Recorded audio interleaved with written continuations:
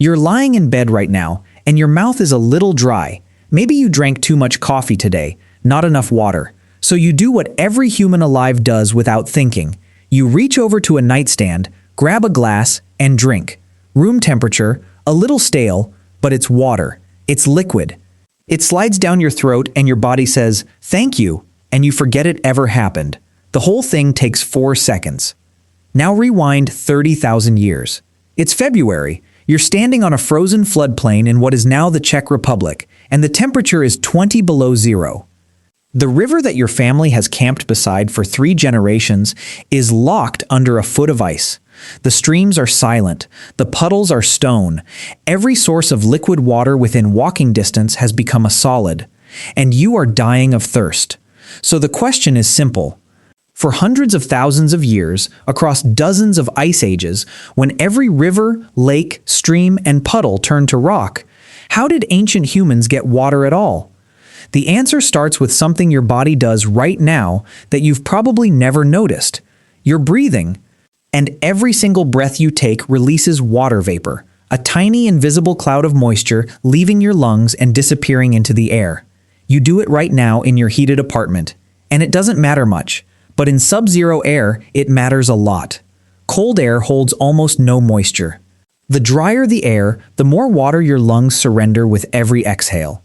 Researchers at the U.S. Army Research Institute of Environmental Medicine estimated that a person working moderately in minus 20-degree conditions loses over a liter of water a day just from breathing, just from being alive. And here's the part that makes this truly dangerous. When it's cold, your body doesn't tell you you're thirsty. Your blood vessels constrict in the cold. That's your body pulling blood away from your freezing skin and packing it into your core to stay warm. But your brain reads that sudden rush of blood to the center as too much fluid, and it tells your kidneys to dump water. It's called cold-induced diuresis, a fancy way of saying the cold literally tricks your body into peeing away its own water supply. Soldiers conducting cold weather operations in the 20th century routinely showed up dehydrated by 3 to 8% of their body weight, which is the same dehydration level you'd see in soldiers in the Sahara. Military physician G.L. Orth wrote in 1949 that the most important problem yet to be solved is that of man's water balance in the Arctic. And he wasn't talking about ancient people, he was talking about modern soldiers with supply chains and heated tents and canteens. Think about that for a second. Modern humans, with every advantage, still struggle to stay hydrated in the cold. Your ancestors had none of those advantages. And they survived anyway. So how? The first answer is the one that seems obvious until you realize how hard it actually was. Fire. You melt the ice. You melt the snow. Problem solved, right? Except the energy economics of melting snow are brutal. Orth documented that at minus 50 degrees Fahrenheit, using a Coleman stove, a modern device, it took 200 milliliters of gasoline and 30 to 45 minutes to melt enough snow to produce just 600 milliliters of water. That's barely 2 cups. He calculated that producing enough drinking water for a single person for 1 day required more than 6 hours of continuous stove operation and half a gallon of fuel. 6 hours for 1 person with a modern stove. Now, strip away the stove. Give yourself a campfire and some determination. Your ancestors didn't have metal pots. Those wouldn't exist for tens of thousands of years. They couldn't just hold a container over a flame, so they invented something quietly brilliant. They heated rocks, fist-sized stones, pulled from a roaring fire and dropped, one by one, into water held in a pit lined with animal hide. The first stone hits the water and the temperature climbs. You pull it out with wooden tongs when the hissing stops, drop in another one, and another. Archaeologists call the cracked, shattered remains of these stones fire-cracked rock, and they litter prehistoric sites across the world. At the Shudongo Locality 12 site in northern China, excavations led by Xing Gao in 2007 unearthed over 10,000 fragments of fire-cracked rock from a single ashy layer. The first confirmed evidence of stone boiling in East Asia, dating back to the late Paleolithic. 10,000 fragments. That's not an accident. That's a system. But fire wasn't always available, and snow wasn't always the answer. Here's what doesn't make sense until you think about it. Not all water freezes in winter, not even close. Rivers freeze from the surface down. A thick sheet of ice forms on top, but underneath, water keeps moving. The current prevents it from solidifying completely, and in many places across Ice Age Europe, groundwater-fed springs kept flowing all winter long.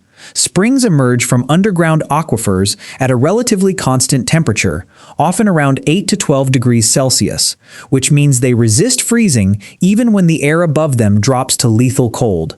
This isn't theory. At Dolní Věstonice, one of the most important Upper Paleolithic sites in the world, located in what is now the Czech Republic, archaeologists found that the settlement, occupied around 27,000 years ago, was positioned deliberately near a natural spring.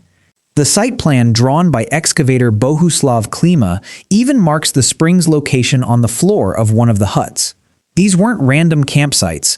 These were chosen, generation after generation, because people knew where liquid water lived, even when the world turned to ice. And this tells you something profound about how your ancestors saw the landscape. They weren't just looking at the surface. They understood what was underneath it.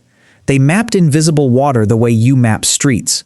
A spring that never froze wasn't just useful. It was everything. It was the reason a family stayed in one place while the glaciers crept south from Scandinavia. But let's say the spring was too far. The fire was out, the snow was too dry and powdery to be worth the effort. What then? Here's the part nobody talks about. Your ancestors ate their water. Raw meat is somewhere between 65 and 80% water by weight. A kilogram of fresh venison contains roughly 750 grams of water. That's 3/4 of a liter. Every successful hunt was a hydration event. Blood, organ tissue, marrow, all of it carried moisture. And in the depths of an Ice Age winter, when plant foods were non-existent and the landscape was a frozen steppe stretching from the Atlantic coast to Siberia, meat wasn't just calories. It was the canteen. This is why the people at Dolní Věstonice stockpiled mammoth. Excavations revealed the bones of roughly 100 mammoths at the site, mostly young individuals, piled in enormous middens beside the living huts. That's not just food storage, that's water storage. Every frozen carcass cached in the permafrost was a reservoir waiting to be thawed beside a fire and consumed. The hunters at the Roche de Solutré in eastern France did the same thing with wild horses and reindeer, driving herds into a natural limestone corral every autumn and spring, harvesting meat that was then dried and stored for the months when the world was locked in white. That practice continued for tens of thousands of years at the same location. Tens of thousands. That's not survival, that's mastery. And this is where the story stops being about water and starts being about something bigger. Because the real enemy was never just thirst. It was the whole package, the cold stealing your body heat, the ice locking away your water, the darkness cutting your foraging hours, the snow burying the plants you needed. Winter didn't send one threat, it sent all of them at once, and your ancestors couldn't solve them one at a time. They had to solve them together. So they designed their lives around convergence. At Dolní Věstonice, the settlement sat on a grass-covered slope near a spring and beside a stream, overlooking a migration corridor where mammoths and reindeer passed twice a year. The huts were built from wooden poles draped in sewn animal hides, clustered around a central fire that burned mammoth bone, a fuel that burned hotter and longer than wood in a landscape where trees were scarce. Inside the largest structure, 50 feet long and 20 wide, 5 shallow hearths kept the space warm. One of those hearths had 2 mammoth bones stuck upright in the ground to support a roasting spit. A fire tender likely kept the communal blaze going around the clock, feeding it chunks of bone. The warmth that kept them alive was the same fire that melted their snow, cooked their meat, and released the water locked inside it. And around 30,000 years ago, something appeared that archaeologist Brian Fagan calls the most important invention in human history. Not a weapon, not a wheel, a needle, a tiny, fine-pointed bone tool with a hole at one end, exactly like the one in your grandmother's sewing kit. It let humans stitch animal hides into layered, tailored clothing, moisture-wicking inner layers, insulating middle layers, waterproof outer layers. Thread made from wild flax, sometimes dyed turquoise or pink. This wasn't rags. This was engineered. And it mattered for hydration because it meant you could work outside without soaking your clothes in sweat.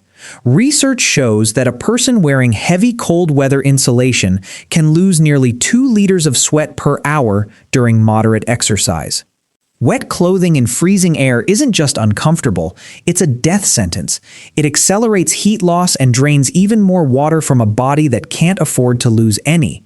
Tailored, layered clothing solved this. It kept you dry, and dry meant alive. Here's what nobody tells you about the last ice age. Your ancestors didn't just endure it.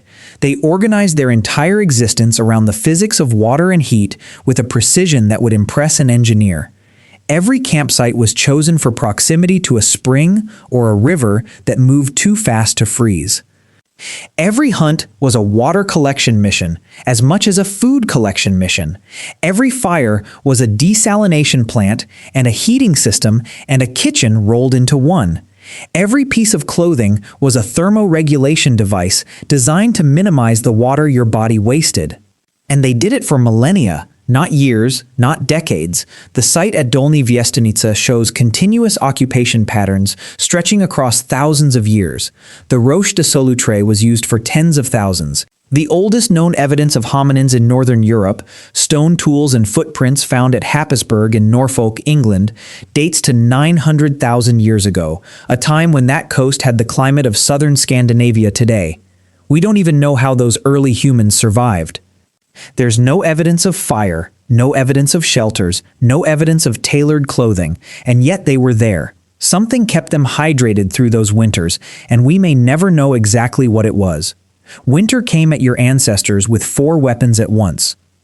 Cold that stole their heat, ice that locked away their water, darkness that stole their time, and their own biology, tricking them into dehydration while they shivered. And they answered every single one. Springs that never froze, fire-heated stones dropped into skin-lined pits, mammoth carcasses cached like frozen reservoirs, bone needles stitching clothing that kept them dry from the inside out. They didn't have a single piece of technology you would recognize, and they solved a problem that modern armies with billion-dollar supply chains still struggle with. That's not grit. That's genius. The kind of genius that doesn't get written down because the people who had it couldn't write. The kind that gets buried under a meter of windblown loess and waits 27,000 years for someone with a trowel to find it. So tonight, when you reach for that glass of water on your nightstand, the one that's room temperature and a little stale, the one you'll drink in 4 seconds and immediately forget, maybe hold it for just a moment longer. Every sip is a solved problem that took your species a million years to figure out.